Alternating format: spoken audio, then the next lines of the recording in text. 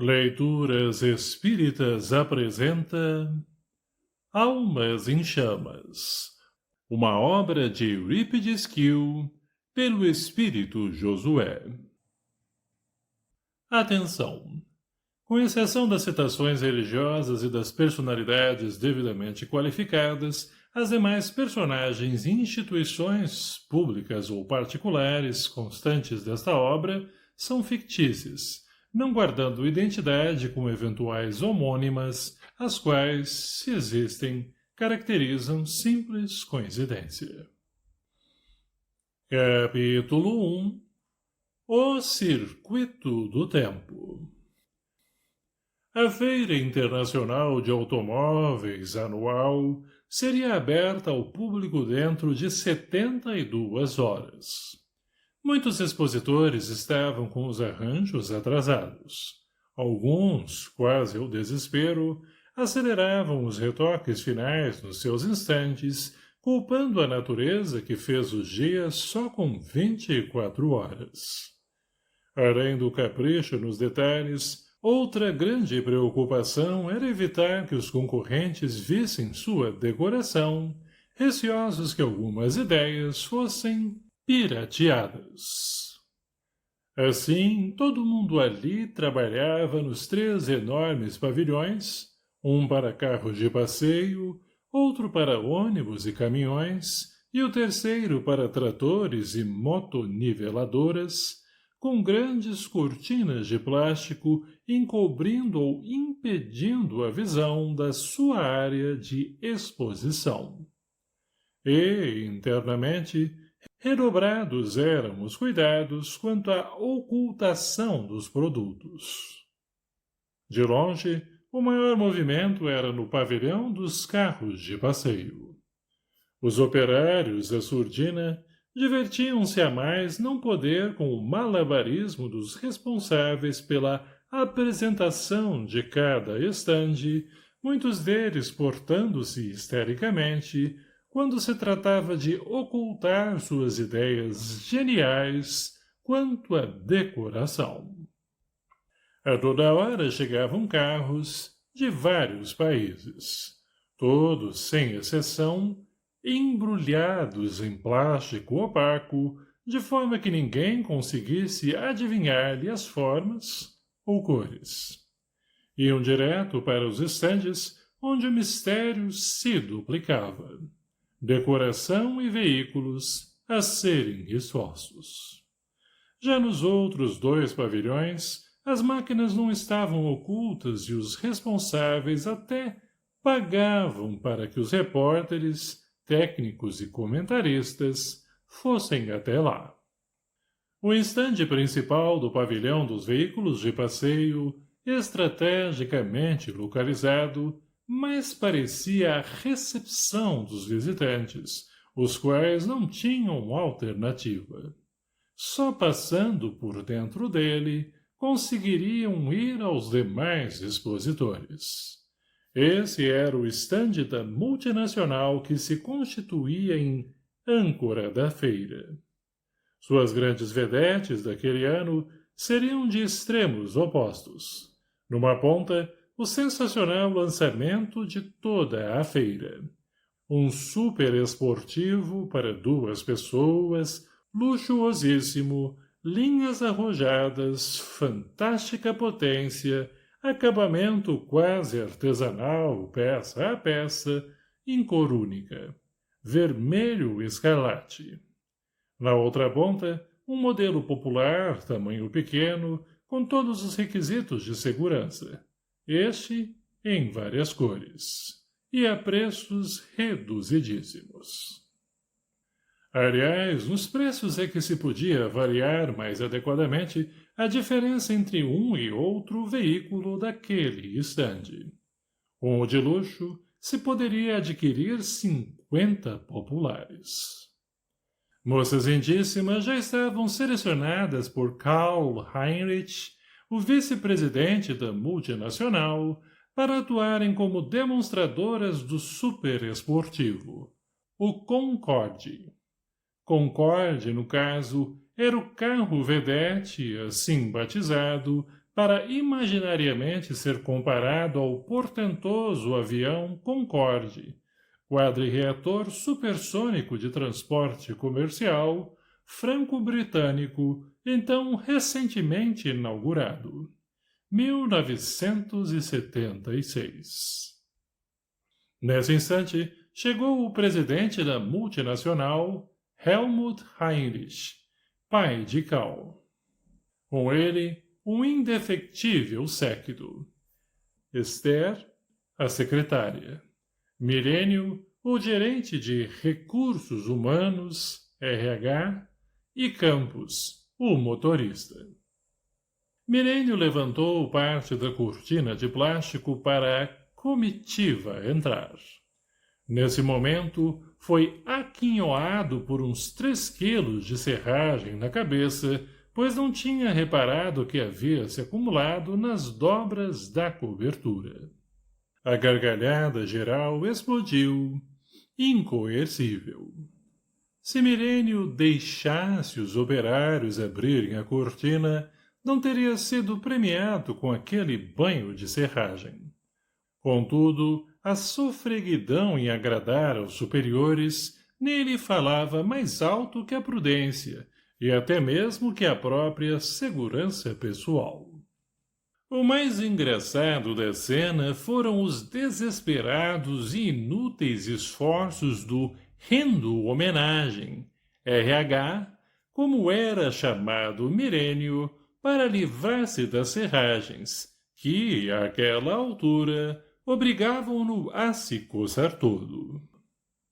Até mesmo operários de estandes próximos riam sem nenhum cuidado, contagiados pelas gargalhadas dos colegas. Para cúmulo do desconforto e do ridículo, Milênio viu-se alvo de indisfarçados sorrisos de Helmut, Karl, Esther e Campos, aqueles com direito por serem seus superiores, mas a secretária e o motorista... Nada podia contra eles. Serviam ora ao pai, ora ao filho. Eram mais poderosos que ele. Não restou alternativa a Milênio senão retirar-se, humilhado, indo para casa, banhar-se e trocar de roupa. Saiu coçando-se. Embora Milênio não fumasse, trazia sempre consigo uma caixa de fósforos. Tinha a mania de, a cada 5 minutos, riscar um fósforo a esmo, apagando-o logo. Quando estava nervoso, reduzia o intervalo para 2 minutos. Naquele momento, refriou o impulso de riscar um e incendiar todo o estande. Até chegar em casa, gastou uma caixa de fósforos inteira. Karl estava orgulhoso com a genial decoração do estande da empresa H&H, de Heinrich pai e Heinrich filho, ele próprio. Lá estava um reluzente Concorde, com saída privativa para uma pista externa dos pavilhões, o cenário denominado Circuito do Tempo, preparado em função do carro vedete, pontificava originalidade. Com efeito, apropriando espaços, o veículo se deslocava pela pista artificial em baixíssima velocidade, passando em ambientes que reproduziam ora chuva, ora sol, ora dia, ora noite, calor e frio. Todas as condições climáticas e de horário ali estavam replicadas e cada eventual cliente poderia, em menos de 5 minutos, testar o comportamento do Concorde em todas elas. Realmente sensacional. Já estava aberta uma fila de eventuais interessados, havendo-os às dezenas, na aquisição do superesportivo. Calculava-se que durante a exposição, à razão de 10 clientes por hora, das 14 às 22, por 9 dias consecutivos, mais de 700 pessoas sentiriam o gostinho de pilotá-lo. Isso mesmo. Na intensa propaganda já em andamento, o carro não teria motorista, e sim piloto. Só ali na feira provavelmente seriam vendidas de 70 a 100 unidades, isto é, de 10 a 15% dos felizados experimentadores. Quanto ao modelo popular, aguardava-se um verdadeiro boom de vendas. Essa a expectativa. Quando Helmut chegou, mudou o clima psicológico dos operários. Superada a insólita cena protagonizada por Milênio, reinou a frieza. Helmut raramente se dirigia a empregados. Só falava de diretores para cima. Como sempre, tossiu e murmurou coisas que só ele e Campos, motorista e homem de confiança, entendiam. Este, a um gesto de Helmut, traduziu a ordem do presidente. Cal passou a mostrar ao pai a lista dos clientes em potencial do Concorde, bem como o trajeto que o carro faria no circuito do tempo. Helmut, condescendendo, falou, sentenciando. A inauguração será coisa de presidente a presidente. Serei a primeira pessoa a realizar essa prova. Em segundo lugar, o presidente da República. Depois, o resto. Pai, o senhor não quer fazer um teste agora para saber direitinho como proceder na inauguração? É bom. Outra coisa, já lhe disse que aqui não sou seu pai, sou presidente. Sim, senhor presidente. 1000 perdões. Cal abriu a porta do Concorde para o pai entrar e deu a volta para também ele entrar e acompanhá-lo até o circuito do tempo, explicando os detalhes. Campos é que vai comigo. Mas, pai, isso é, senhor presidente, ele não sabe como funcionam todos os comandos. Ensine a ele. Você tem 3 minutos. Tossiu e murmurou. Olhou para Campos, impositivo. Ele está dizendo que o senhor já perdeu meio minuto, disse Campos, olhando fixo para Cal, aguardando as instruções de funcionamento do veículo.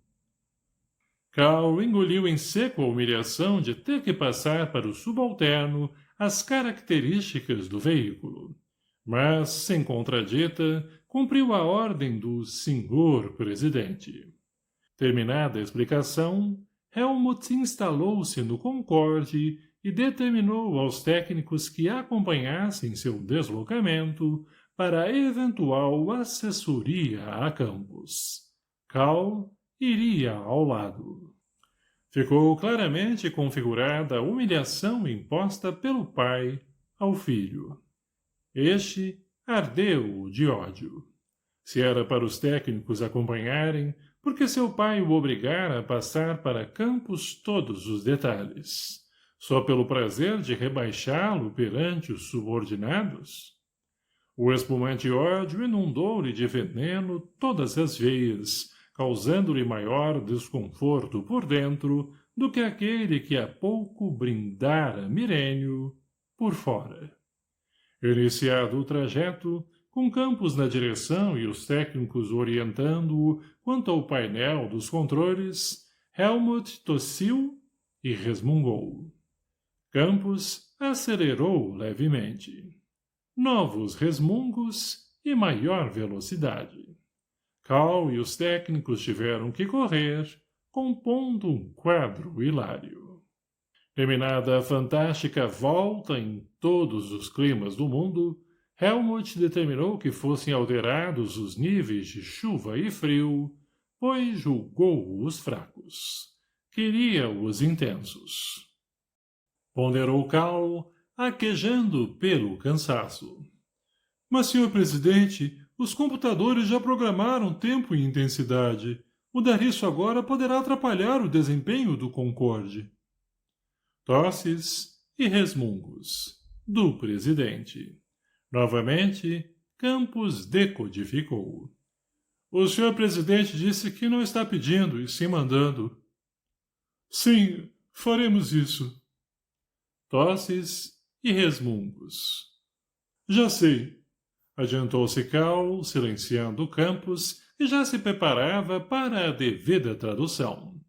Na verdade, não sabia, mas o nível de humilhação ultrapassara o suportável.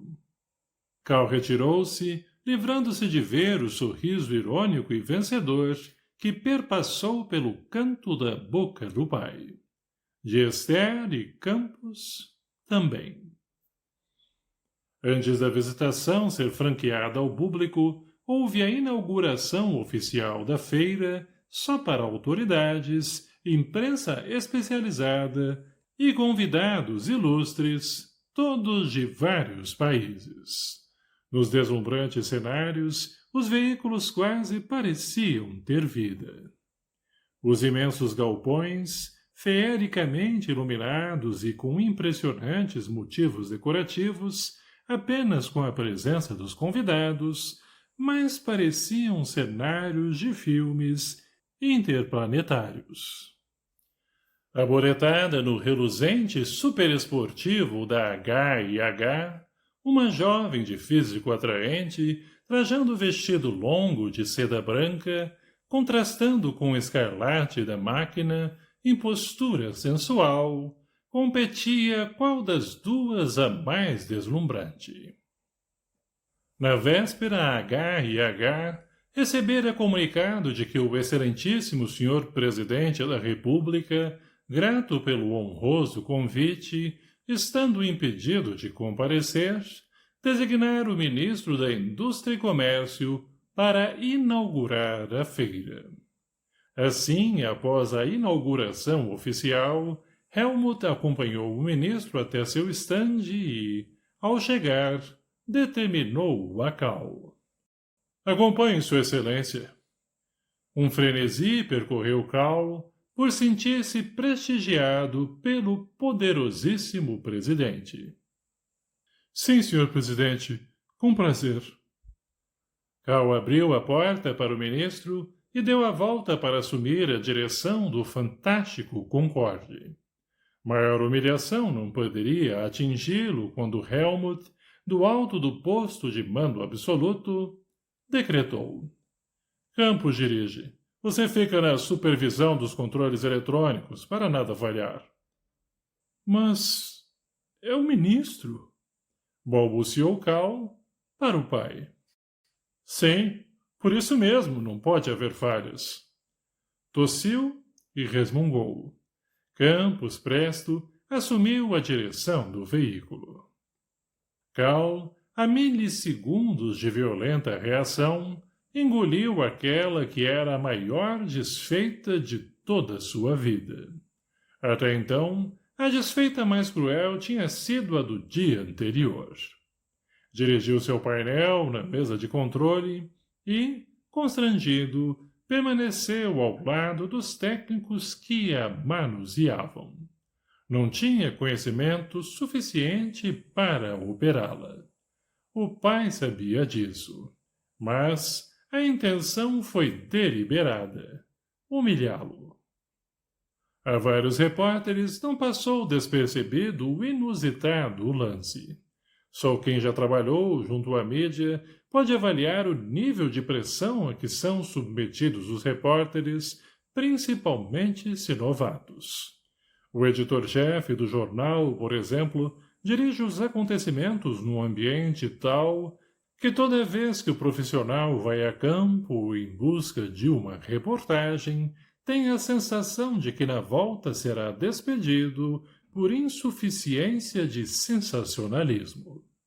Ali, na abertura da feira, muitos eram os repórteres que haviam sido convidados pela H&H, sem quaisquer despesas para eles, sendo hospedados em hotéis de 5 estrelas, tendo carro com motorista à disposição, por 24 horas. Óbvio que esse investimento aguardava retorno.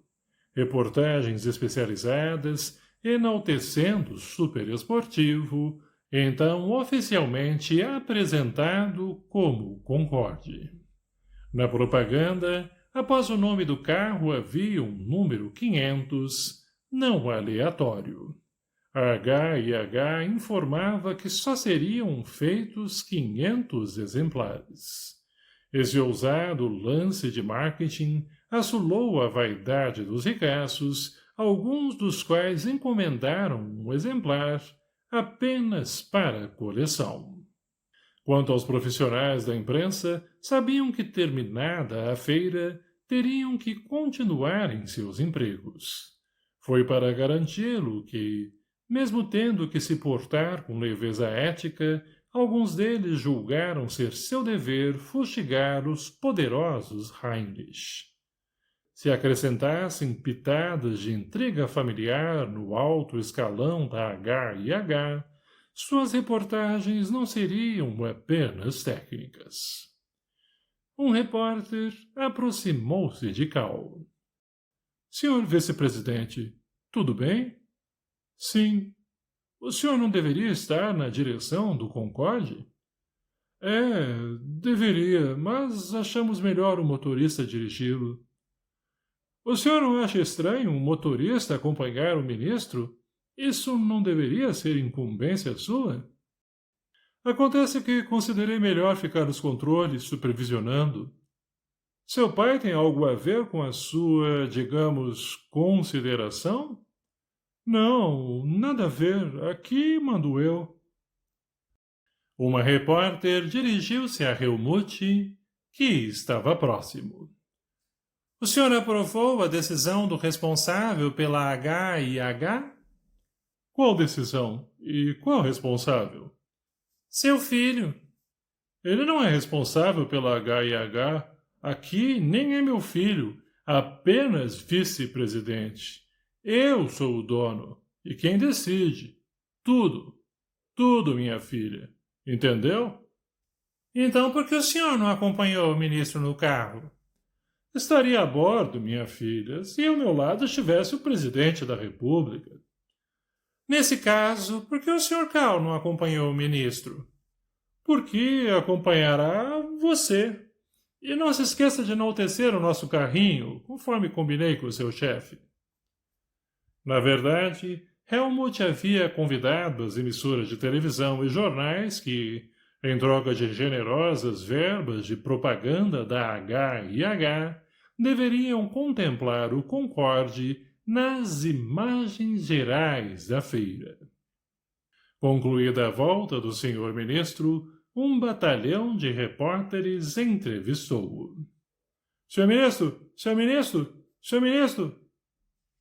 Exclamavam os repórteres, quase engalfinhando-se. Qual foi? Qual sua impressão? Sentiu mesmo frio e calor? Sim, nunca vi nada igual. Coisa fantástica. Imagino que esse carro só deveria ser lançado no próximo século. A H&H está de parabéns. E arrematou. O Concorde não é deste planeta. Devolvia, assim, o senhor ministro a gentileza de Helmut, que pusera à disposição dele seu jato particular para trazê-lo e levá-lo de volta à capital, além de hospedá-lo regiamente com a comitiva ministerial, formada de 2 chefes de departamento e da secretária. Cal tentava a todo custo participar da entrevista que o ministro concedia aos repórteres, mas seu pai roubou-lhe esse gosto. Aos tossidos resmungos de Helmut, Campos traduziu-os para Cal. O senhor presidente manda o senhor dar uma volta com os repórteres, começando pelas televisões. A Cal não restou senão obedecer. Foram distribuídas senhas a 5 repórteres e a todos o vice-presidente demonstrou o fabuloso veículo. Nos dias seguintes, conforme o previsto, a vedete da feira foi mesmo o Concorde. O número de encomendas ultrapassou a previsão. Foi o dobro. Terminada a exposição, Cal programou um churrasco no clube de campo da H&H, com participação de todos os empregados, para comemorarem o êxito obtido. Determinou a data e horário e toda a programação, passando as ordens para Mirênio providenciar. Informou ao pai. Senhor presidente, determinei a realização de um churrasco em comemoração às vendas do Concorde e apreciaria que o senhor nos prestigiasse comparecendo. Será no sábado. Ah, é? E quanto vai custar? Ainda não sabemos, mas a H&H vai pagar, revertendo em lucro, pois precisamos motivar os empregados na fabricação das encomendas, o que vai exigir deles muita dedicação e trabalho. Cancele. O quê? Cancele. Mas, pai, já está tudo preparado. Quem manda aqui ainda sou eu. Tossiu e resmungou. Campos, ao lado, traduziu ainda uma vez. Disse para o senhor se retirar. Dessa vez foram ultrapassados todos os limites toleráveis, todas as fronteiras entre o equilíbrio e o descontrole psíquico, quebrada foi toda a hierarquia funcional. Com a voz surda e o olhar extravasando cólera, Cal perdeu o controle, desprezou todo o respeito que a duras penas demonstrara até ali. Aliás, não era robusta a linha divisória funcional que o obrigava à subserviência ao presidente. Menos filial. Explodiu. Se o senhor fizer isso, deixo a empresa. Ótimo. Dentre os 1.000 candidatos à sua vaga, uns 999 haverão mais competentes que você. Se eu sair daqui, deixo de ser seu filho. Imagino que o senhor não vai encontrar outros 999 por aí. Olha, o respeito, rapaz. O respeito. Respeito? Quando foi que o senhor me respeitou? Até esse motorista, o Campos, recebe mais consideração do senhor que eu. Ou nega isso? Ele faz mais por mim do que você, só isso. Questão de custo-benefício, meu caro. Se o senhor pensa assim, estou me demitindo neste momento. Jamais, jamais. Veremos. Ninguém pode impedir-me de sair desta empresa. Prefiro passar fome do que continuar aqui. Jamais você se demitirá, seu imprestável. Eu é que determino sua demissão. Está demitido. Cal achegou-se à mesa do pai e, com os braços estendidos, varreu tudo o que estava em cima, atirando aos ares objetos e papéis. Retirou-se chutando os objetos e pisando propositadamente nos documentos espalhados pelo chão. Retornou ao seu gabinete e determinou a Esther. Convoque agora mesmo uma coletiva para as 17 horas. TV, rádios e jornais, Federação das Indústrias, Associação Comercial, Industrial e sindicatos. Todo mundo, todo mundo. A pauta, o senhor pode adiantar? Uma bomba. Como? Surpresa. E chame o Mirênio. Quando o gerente de RH adentrou, captou que Cal estava irritadíssimo. Bajulou-o, como sempre. Se o senhor quiser, volto outra hora. Não quero incomodar. Como, seu tonto, se fui eu que mandei chamá-lo? Ah, é verdade, eu sou tonto mesmo. Prepare meu pedido de demissão. Céus, não faço isso, de jeito nenhum. Eu prefiro morrer. Não conseguindo controlar-se, Mirênio acendeu um fósforo, apagou-o, começou a chorar. Deixe de cenas, faça o que mandei. Nesse momento, Esther entrou aflita. Senhor Mirênio, o senhor presidente exige sua presença agora mesmo. Mas estou atendendo ao Sr. Cal. Ele sabe. Deu 2 minutos para o senhor apresentar-se a ele. Mirênio começou a tremer. Voltou a chorar. Riscou outro fósforo. Nunca enfrentara situação tão complicada.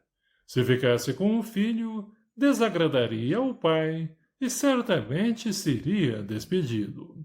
Se fosse atender ao pai, sabia que quando os dois se reconciliassem, ele passaria a ser o bandido daquela história.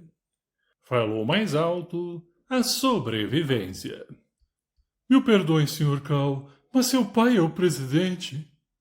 Pode ir atendê-lo, mas logo em seguida prepare minha carta de demissão. Da sala de Cal a de Helmut, Milênio foi acendendo fósforos. Quando Milênio adentrou, espantou-se com tantos papéis pelo chão. Num ato reflexo, jogou-se ao chão e começou a juntá-los. Helmut não disfarçava soberba vendo o gerente de RH engatinhando daqui para ali, qual um cachorrinho travesso atrás de uma bola. Campos, impassível, imóvel, sorria, sarcástico. Quando Milênio terminou, começou a ordenar os papéis. Só depois de alguns minutos concluiu a voluntária tarefa. Eufórico, autocelebrando competência, juntou os calcanhares com energia e estrépito, como se militar fora.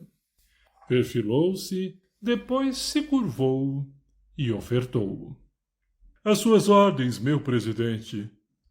Não vou falar duas vezes, e não quero ouvir nenhuma palavra sua. Entendeu?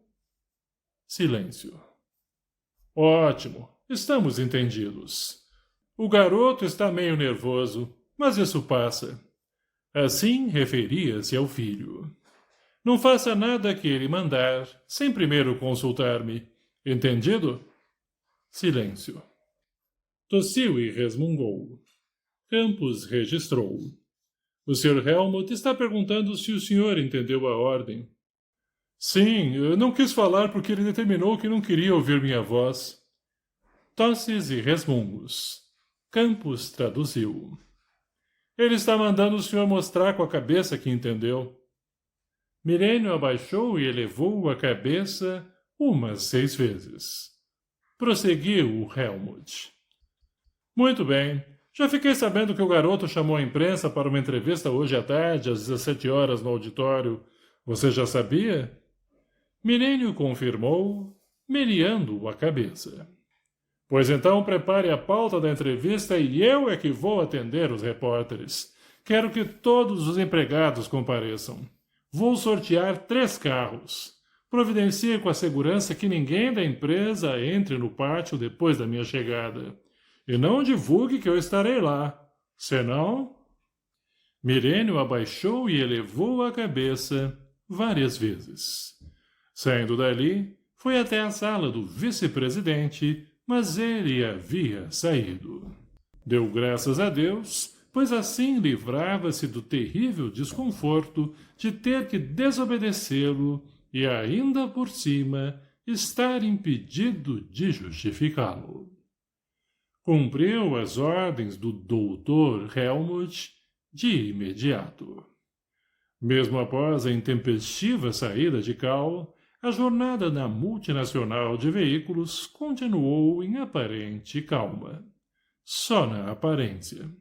Por um desses inexplicáveis mecanismos da convivência humana, de muitas pessoas, principalmente, quase todos ficaram sabendo, até com detalhes, o áspero diálogo há pouco entre os donos, pai e filho.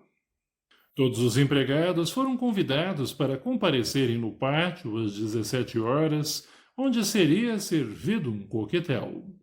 De forma a tornar irrecusável o convite, ficaram sabendo que seriam sorteados 3 veículos 0 quilômetro dentre os presentes. Ferveram comentários, deduções e prognósticos. Falava-se em demissão em massa. Quanto a Milênio, aquele senão de Helmut ecoava intermitentemente em sua mente, provocando-lhe o gostinho de guilhotina. Riscou vários fósforos. Olá, pessoal! Curtam o vídeo para sabermos que gostaram e não esqueçam de se inscrever no canal e compartilhar com familiares, amigos e conhecidos. Que Deus abençoe a todos. Obrigado.